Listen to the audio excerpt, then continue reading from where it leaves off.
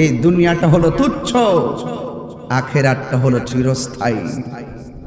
ক্ষণস্থায়ী জিন্দেগিতে জীবনকে বিসর্জন দিয়ে আখিরাতকে বরবাদ করা যাবে না। যেই কোনো মুহূর্তে মৃত্যুর ঘন্টা বেজে যেতে পারে।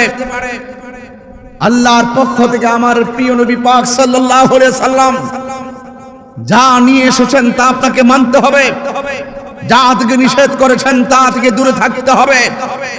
কারণ এই দুইটা জিনিস যখন আপনি বুঝবেন এবং জানবেন, এবং নিজের ব্যক্তিগত জীবনে, পারিবারিক জীবনে, সামাজিক জীবনে, রাষ্ট্রীয় জীবনে যখন রাসূল পাকের আদর্শের প্রতিফলন ঘটাবেন, তবে এই দেশ সুন্দর হবে, এই সমাজ সুন্দর হবে, এই ব্যক্তি সুন্দর হবে, এই রাষ্ট্র সুন্দর হবে, আপনার আখিরাত সুন্দর হবে।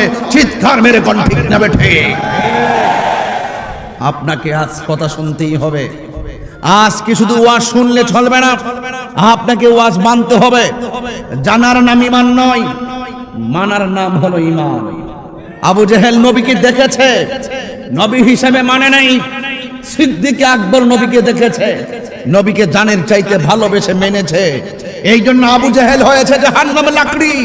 সিদ্দিক আকবর নবীর পাশে জায়গা পেয়ে গিয়েছেন। ভাইয়ের আমার, অত্যন্ত মহব্বতের সাথে, দৃঢ়তার সাথে আমার কথাগুলো শুনবেন। কারণ একটাই, there is no God but Allah, Muhammad is the messenger of Allah।